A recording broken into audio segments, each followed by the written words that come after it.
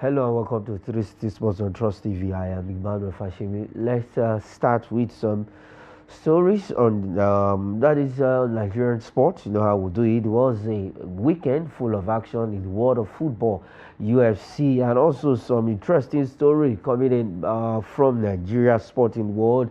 Table tennis, the national championship, and the Slim Balogun coming to an end over the weekend. And the Nigerian cricket women's team, fantastic outing in Malaysia. They landed in the country over the weekend. They were given a very warm and celebrated welcome from their exploit in Malaysia. As a good one, though we don't have the cricket story, but just to look at the happenings in the Nigerian sporting world this weekend. And also the NPFL came back match day 22. It was a bang, goals galore across the various venue, and games continue today. We'll be looking at those fixtures for today. And also EPL, it was a fantastic weekend in the English Premier Football League. Interesting stories all around the world of sports. But let's start with this one, where it's not a good news for the man who is trying to come back into the sports after 1 year out of the sports, putting all things together, but he came back with a loss. We're talking about Israel Adesanya, who lost to Imanov over the weekend in Saudi Arabia.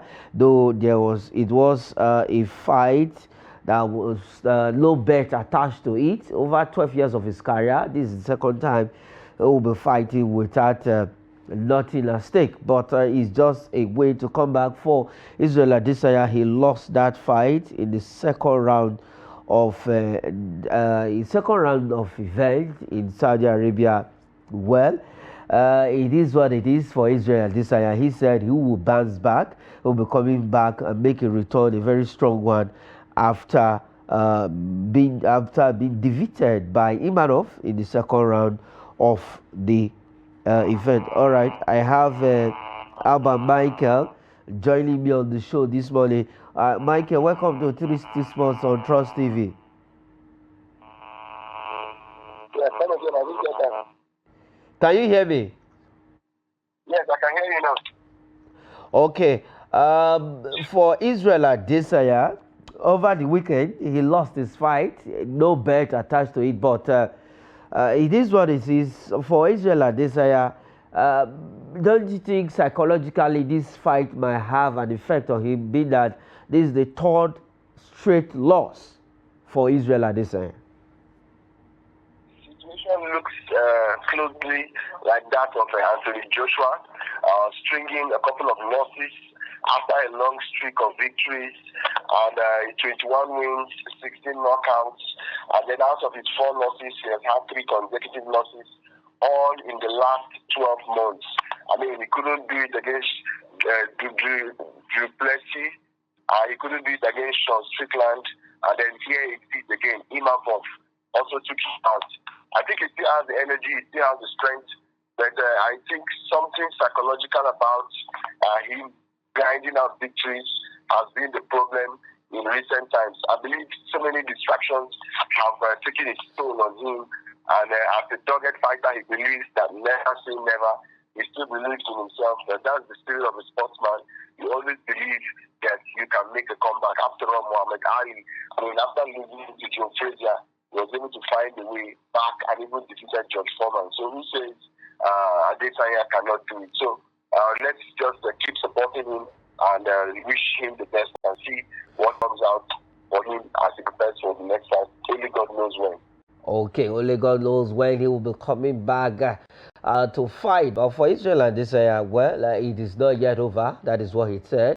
He will be making a return to the sport. He said he's going back to take some milk and is there to regain the lost strength and what have you. But let's see how it goes for Israel Adesanya. Definitely we'll keep on cheering him on, at least supporting him to give his best whenever he decides to come back and have a fight. All right, let's leave the UFC story and quickly let's go straight to table tennis. Yes, over the weekend, like I said, it was the climax of the Thomas Molade Okoya table tennis national championship, where one lady defied the odds, winning her 10th title. That is Bose Odusanya. She has set that record, continuing her dominance by winning a record streak at the annual Molode, that is Okoya Thomas National Table Tennis Championship, securing her 10th consecutive women's singles title at the 56th edition. That means we've had this particular National Table Tennis Championship for 56 years running. What a way to go, and what a way to win, and what a way to announce your name. It's a national championship. Also, it's an avenue where the Nigerian Table Tennis Federation gets players for the national team.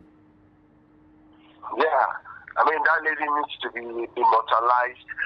She's doing something unprecedented. Consistency is winning 1, 2, 3, or 4. But in her own case, we are looking at 10th. This is beyond consistency. There's a word to describe something beyond consistency. I think that's what Odusanya has done. She's definitely a legend of the sport. I believe that she's not getting enough visibility. I mean, these are the type of icons that Nigerians really need to celebrate. I mean, 10 consecutive victories, beating, I think, a certain Amina of NCDC, showing that despite being number 4, she still has a way to grind out victories. But then we want to see her in the table tennis circuit, the ITT, WTTF. We would love to see her. We've only been seeing maybe Haruna Quadri, and then maybe once in a while the Matthew Kutis, the Nigerian champion. We want to see some of these our table tennis players also, I mean, have stints with the ITTF. I mean, it gives them more experience, and then we look forward to even our franchise owners, I mean, signing these players, giving them welfare to be able to, I mean, show themselves, showcase their skills at the international level. But we must say kudos, I mean, to her for a job well done. Yes, kudos to Bose Odusanya for a job well done. In the men's version, national champion Matthew Kuti also maintained his unbeaten run by winning a convincing 4-1 victory over Kwara State Al Basit Al Fatai, beating him to lift the men's title. But for Bose, that is, she defeated Amina Fashola in a 4-1 victory, 8-11, 11-4, 11-9, 11-6, 11-8, beating her in 3 sets, and she just lost one of those sets. Congratulations to Matthew Kuti and also to Bose Odusanya, making it a record 10th title of this particular competition. Good one. All right, let's leave table tennis quickly, and this time around let's look at that is the Nigerian Football Federation. Michael, yes, if we see things like this, I think it's a wake-up call, and it's sending a message to others for what they are, for others to keep, at least to keep to their job and do their job very well. Now, that is, the NFF has sanctioned expelled 2 referees over impersonation. Yeah, this is unbelievable. I mean, I could not believe it when I read the story. I mean, when I saw the news, I marveled. It was astounding to me. How can referees or assistant referees exhibit this type of misbehavior? It's a gross misconduct. I think they were even being mild by maybe sanctioning them. Such is a gross misconduct, and perhaps may attract even more stringent sanctions. It happened in the NNL. A certain Kenny Topper and a certain Peter Emmanuel. This serve as a deterrent. I don't know. We are trying to regain integrity in the officiating so that we can get opportunities to officiate intercontinental tournaments. And then here we are. I mean, this type of stories emanating from our ranks when we know that Elegbeleye is trying to cleanse the NPFL, and now here it is for the officiating. We don't seem to be getting it right. I hope something is done about it. The beam satellite beam was able to catch the CCTV upon these guys who were carrying out these acts, and I hope that with this, others who have plans will to serve as a deterrent for them. But this is truly, truly unacceptable from these officials. This is indiscipline, and perhaps they will just attract more or heavier sanctions. Okay, heavier sanction for Temitope Fadojuto and Peter Emmanuel Edioro for impersonation in the NNL and the Nigerian Women's Football League. And that impersonation happened in March Day 3, a rescheduled game between Inter Lagos FC and Crown FC of Osogbo in the Nigerian National League. And then the other one happened in the Nigerian Women's Football. Both referees has been expelled from all league matters, officiating anything that concerns football in Nigeria for now. Let's see, according to Michael, heavier sanction should follow this, and also it will serve as a deterrent to other referees who want to also follow the footsteps of Peter Emmanuel and Temi Tokbe for doing this kind of for exhibiting this kind of behavior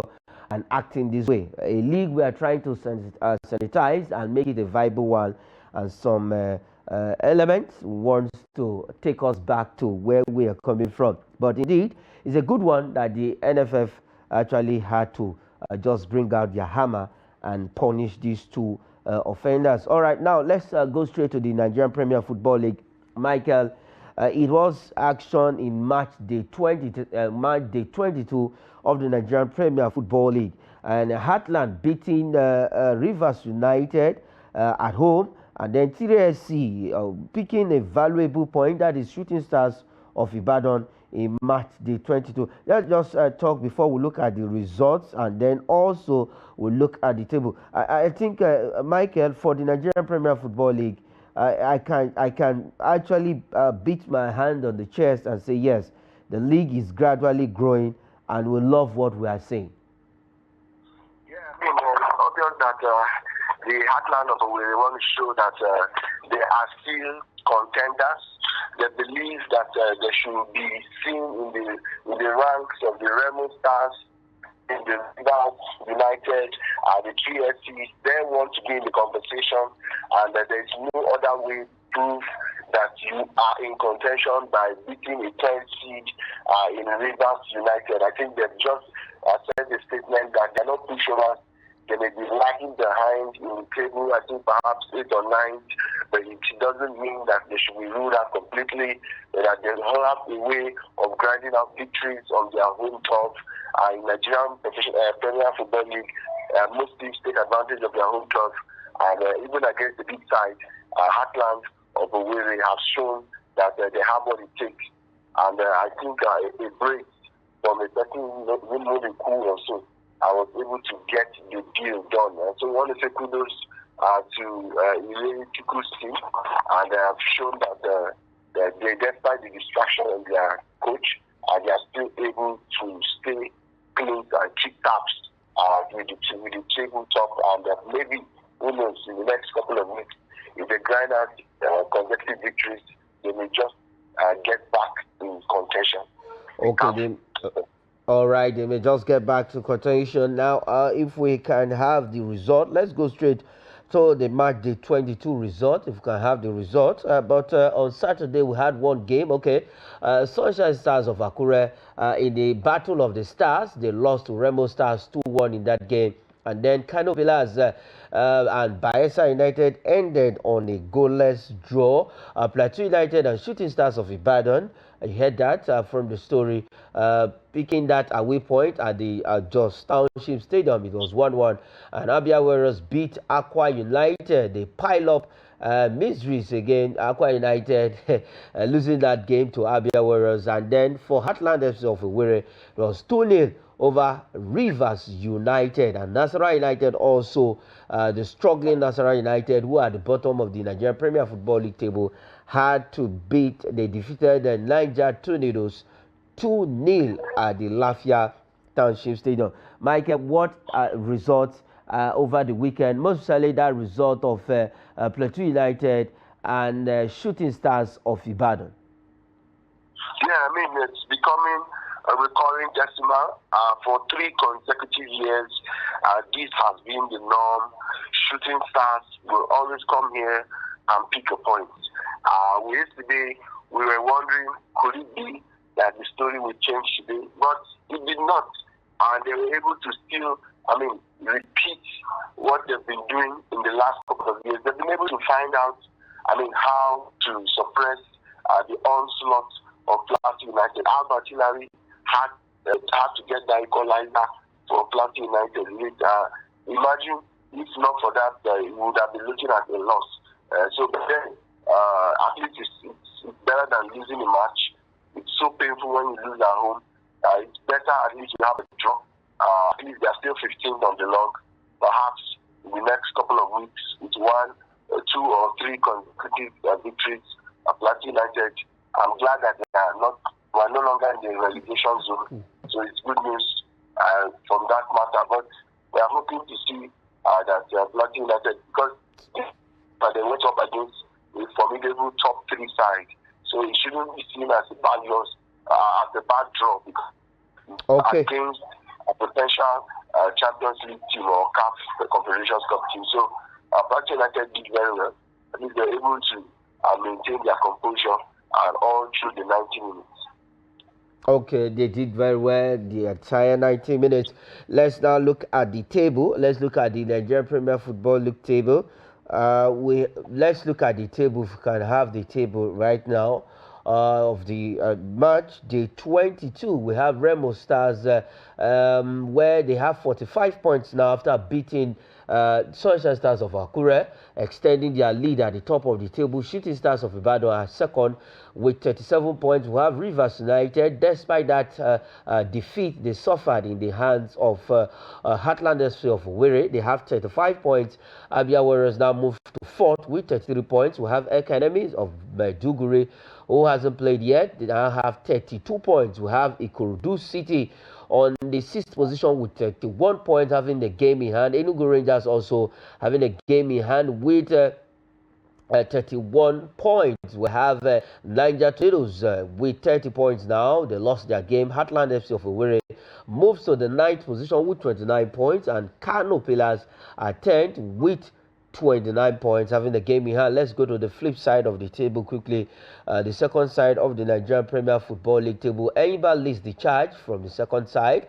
They have about 2 games in hand with 28 points. We have Bayelsa United on the 12th position with 28 points. We have Kwara United 13th with 26 points. Katsina United are 14th with 26 points. And we have Plateau United now after that draw with Shooting Stars of Ibadan having 24 points. Shooting Stars of Ibadan 24 points. Bendel Insurance, Nasarawa United, both teams have 22 points and -3 and 9 goal difference separating both teams there. And then we have Nasarawa United after that win now moves up to the 18th position with 22 points. Lobby Stars are 19th with 21 points.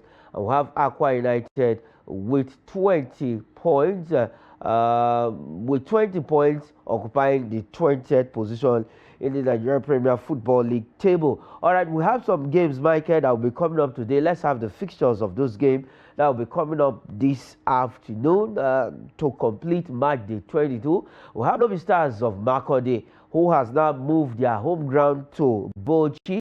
They will be playing in Bauchi later on today against Enyimba. We have Bendel Insurance at the Samuel Ogumida Stadium play Katsina United, and Enugu Rangers would be at the Cathedral to welcome another high-flying team, Ikorodu City, and then Kwara United entertains Academy Warriors. Michael, what an interesting fixtures for match day 22 that will be coming up today in Monday football for the Nigerian Premier Football League. Yeah, the standout for is I think Enugu taking on Ikorodu. Ikorodu have shown that they're hopeful. Ikorodu have shown that we may be rookies and we may be debutants, that we are not pushovers. Ikorodu City have shown that they can take down anything at any point. But the Enugu Rangers, as far as the NPFL is concerned, is one of the superpowers, and their belief in their strategy. And of course, Coach Letuku has been doing a great job of working They know how to, utilize their own crowd. They know how to take advantage of the home turf and get the job done. And they have the experienced players. After all, Monaco just had a brace, and I'm sure he'll be wanting to build upon that brace to see if he can take it to the next level as they plan to host Ikorodu City. It's going to be an interesting match today to conclude match day 22, and we look forward to all of these games.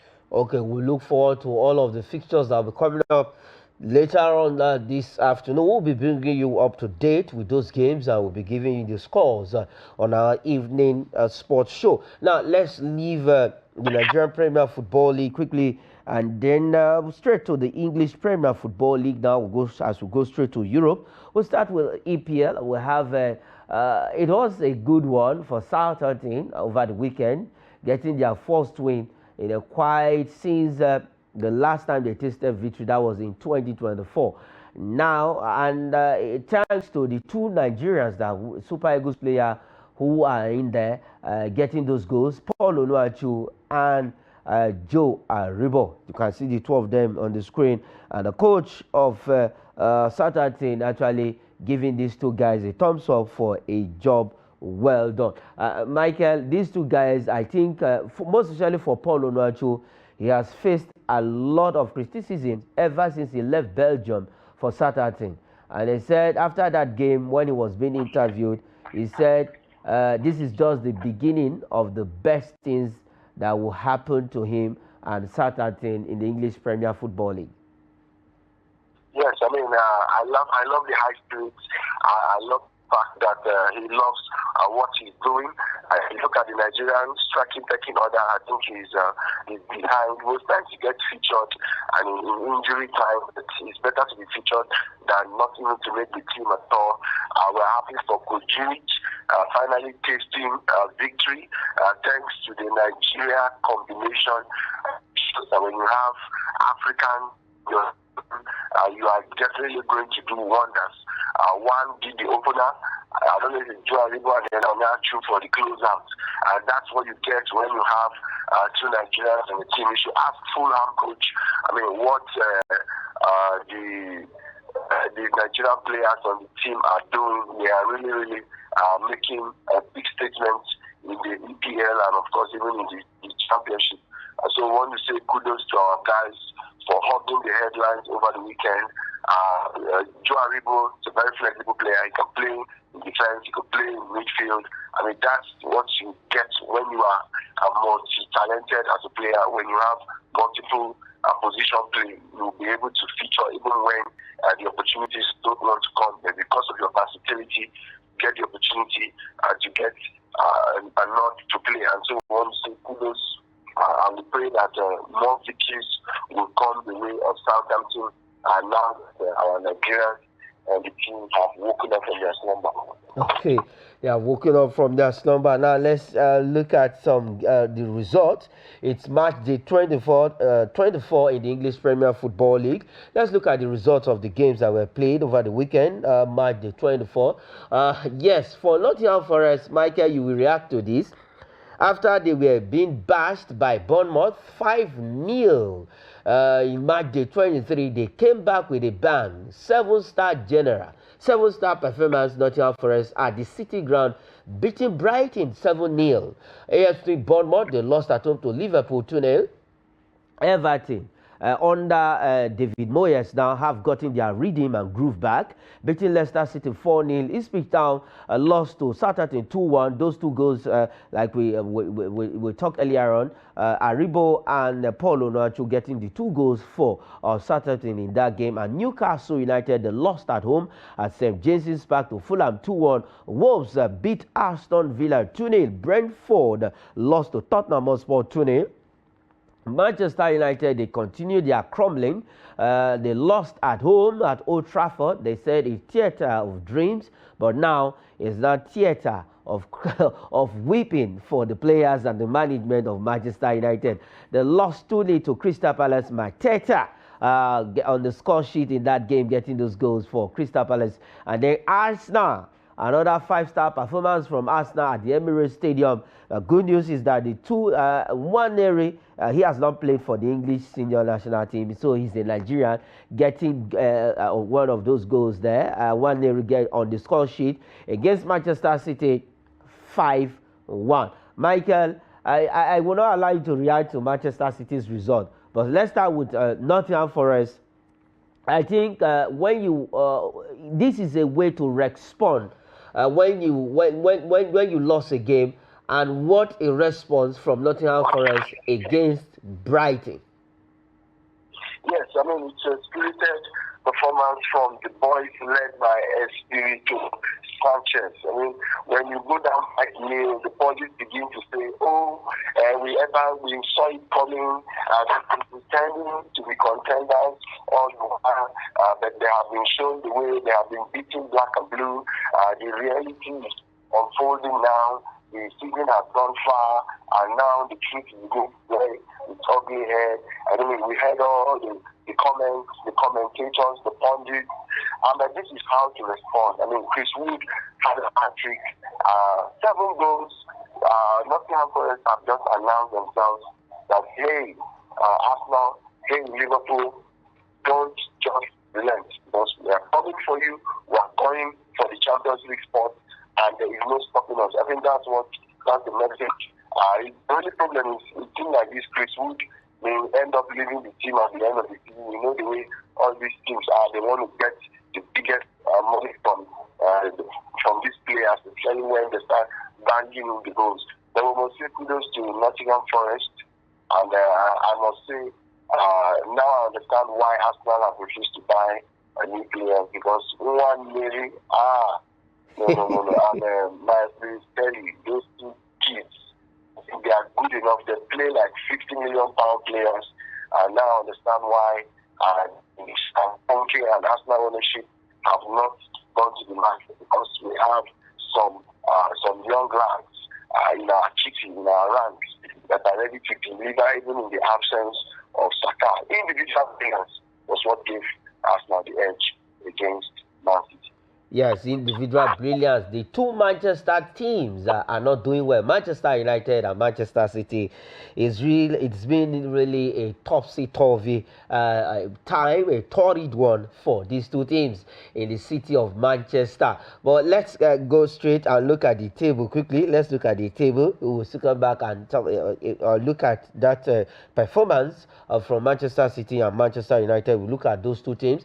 Liverpool leads the table with 6 points, haven't defeated that is Bournemouth 2-0 over the weekend. They now have 56 points. Arsenal are second with 50 points, moving to the second position. Nottingham Forest now third with 47 points, and then we have if you look at the goal difference, 35-27, and Nottingham Forest has the lesser goal difference, same goal difference with Manchester City, who are fourth, so 47-41 points for Manchester City. Newcastle United are fifth with 41 points also. We have Chelsea sixth, who has a game in hand, will be playing on later tonight against another London team, that is West Ham United.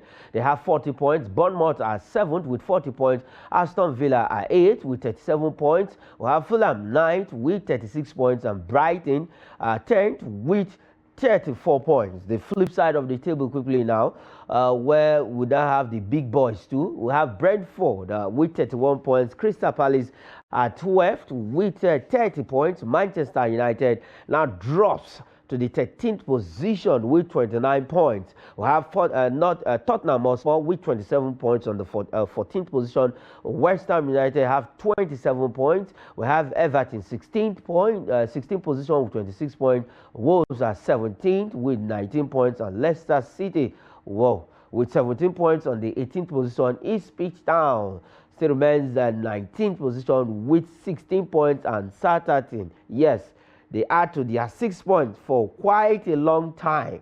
They now have 9 points. They have been on 6 points for more than 10 weeks.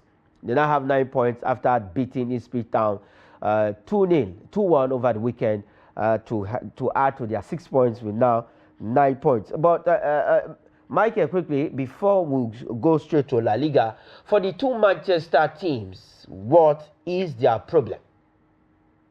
Well, I am tempted to say the problem of the Manchester is looking spiritual.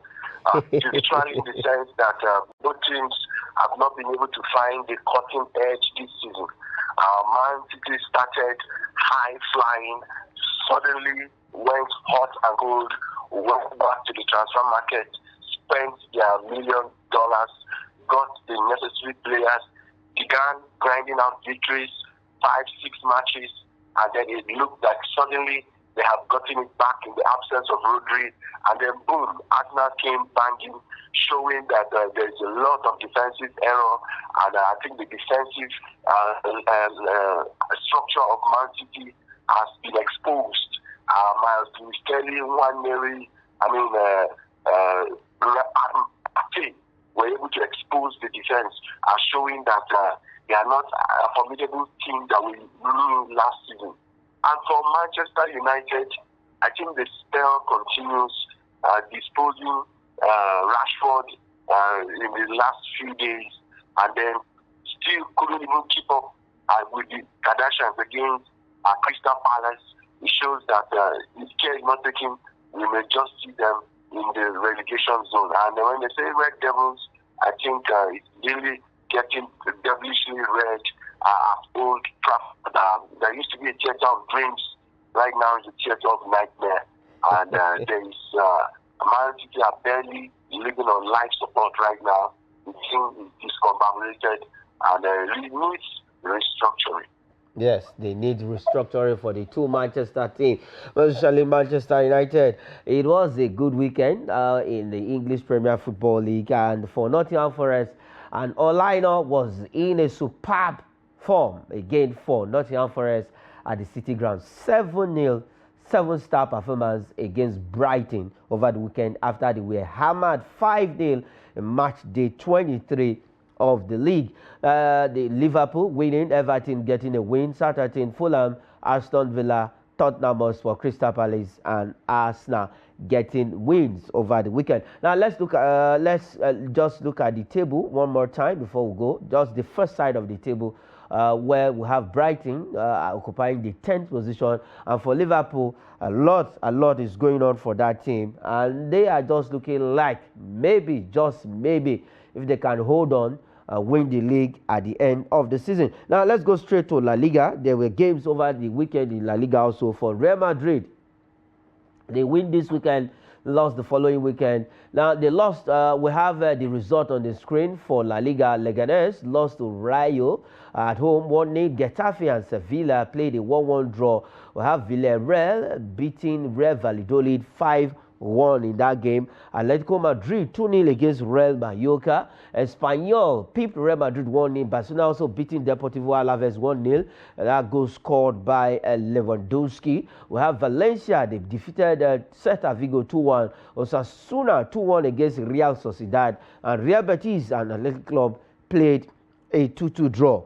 Also for Real Madrid, Michael, quickly, let's have the table on the screen while we react to that Real Madrid result. For Real Madrid, I think at some point it's as if they've understood themselves. The front line was firing: Rodrigo, Mbappe, Vini Jr., Jude Bellingham. But against Espanyol, none of these players came to the party, and they were beaten 1-0. Yes, Espanyol were able to come up with a phenomenal defensive setting. They were able to ensure that, I think they played something like a 5-man defense. And what they did to ensure that they kept this firepower at bay was that they were able to succeed in dropping a double team on each of those players. Whenever Mbappe has the ball, there is always one or two players closing him out. Whenever Vini Jr. is trying to penetrate, there is always the second player. So before he even beat a dribble, another player is intercepted. So it's like two players taking on the Real Madrid forward at any point in time. And that strategy worked so much such that they were able to get a count after relentless pressing from the Real Madrid trio. Rodrigo did his magic, Vini did his dribbles, Mbappe took his shots, I mean, they couldn't. You know, one thing has been exposed in Real Madrid. They are not so good with free kicks, set pieces, and then they are also not good with headers, headed finishes in corner kicks. So these are the two major challenges that have been exposed. When Ronaldo was there, that was not the case. But the situation has changed. I think one of these guys have to develop their aerial skills because when corner kicks come, if you can't score in regulation, you need to find a way to make it happen in set pieces. Let's watch Arsenal, study the way Arsenal does it, and I think that will help, especially on days when the goals get dry. Perhaps they have accumulated fatigue from the midweek. I think the Champions League, the midweek, perhaps they got a fat down, and it's really, really read its ugly head. But then they are human, and once in a while, Real Madrid can afford Champions League, even though we know that Atletico Madrid and Barcelona are there waiting to take advantage of such a loss.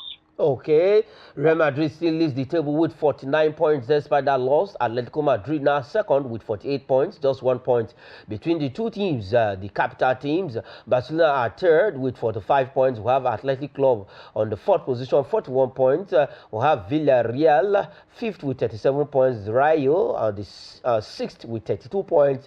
30 points for Osasuna. Real Mallorca 8 with 30 points. Real Betis 29 points. Girona on the 10th position with 28 points. Real Sociedad 28 points. Villa, Celta Vigo, Getafe on the 14th position, that is Getafe with 24 points. Las Palmas has 23 points. Leganés 16th position with 23 points. Espanyol are 17th now with 23 points. Deportivo Alaves are 18th with 21 points. Valencia 19th with 19 points. And then we have Valladolid on the 20th position with 15 points. All right, let's leave La Liga quickly and look at some transfers on the show this morning before we go. And we decided to look at two Nigerians who are on the transfer this morning. Yes, one has already made that move, and the other is close. Iheanacho close to Middlesbrough loan switch from Sevilla. I think it's a good one. Michael, quickly in just 10 seconds for Kelechi Iheanacho, I think this is a good move if he comes back to England and join forces with Middlesbrough. Yes, because he's again fits better with the English league, be it the EPL, be it the Championship. He went to Sevilla 9 games, plus 1 goal. I think it's not suited for the Spanish style, the La Liga style. I think it's better for him. And Middlesbrough is a place with a lower league, so I believe he should be able to revive his career. He's still 28 years, and the future is still bright for him. I know he's a legend already, but I mean, at 28, you can still do more. We can still get the 20 goal from this guy. And, I believe this move will resuscitate and, of course, recuperate his career that looks like he's getting down the green hills. Okay, and then the other transfer, though he hasn't played for Nigeria yet, Loxley signed Chuba Akpom from Ajax, former Arsenal player. Now he has joined Loxley of France, joining quite numbers of Nigerian players who have played for this team. We have our own Vincent Yaman playing for this team, Victor Osimhen playing for this team. A lot of Nigerians has played here, and now we have Chuba Akpom, who hasn't played for Nigeria yet, but having a dream of playing for the Super Eagles, now joining from Ajax. Yeah, I mean, it's a good one for us. So many Nigerians have etched their names as legends of the team, and we are hoping that Chuba Akpom will develop himself because he's very competitive future for the Super Eagles. So he needs to step up his game and be amongst the best for him to even give him a consideration for Super Eagles. Okay, for him. And then the last one, yes, this is also an escape route for this man. What a way to end his romance with Manchester United. Though on loan, Aston Villa signed Manchester United Rashford on loan. I think in that loan, there's going to be maybe a permanent deal at the end of the loan. Let's see if he proves himself in Aston Villa. Michael, to me, I think this is a good one for Rashford, who has actually lost everything playing for Manchester United. Yes, definitely. Unfortunately, currently only Watkins is out, so it's an opportunity for Rashford. I believe he'll be given a starting berth. Manchester United will pay 75% of his wages, and so Aston Villa will only pay, I think, 15% or something like 75-25% for the sharing of the wages. And Aston Villa, I think they're not paying anything; they'll just have him on a no move his wages, but I believe that his career will be resuscitated. He needs a team where he will be given the best choice opportunity, where midfielders will need to grind out scoring opportunities for him. And I think Aston Villa is a good place because right now there's some form of vacancy. Kamara has been forced to play out of position. Let's see the injection of a Rashford, perhaps in our Emery side may just be revived again because they've had a dip in form compared to the type of season they had last year. Currently, the team has not been as consistent as it used to be. But we believe that with the coming of Marcus Rashford, the team will be on a resurgence, and perhaps 27-year-old career will be revived. Okay, his 27-year-old career would be revived. All right, Michael, this is where we'll be leaving it on the show. 360 Sports this morning. Thanks for coming on the show. It's a good one having you, Michael. And I know, congratulations to Arsenal, your team, for putting up a 5-star performance against Manchester City. Yeah, yours truly, MC Magnet, aka Sports Magnet. Until next time, I'm out. All right, thank you. That is it on the program 360 Sports from Trust TV. I am Emmanuel Fashemi. Thanks for watching.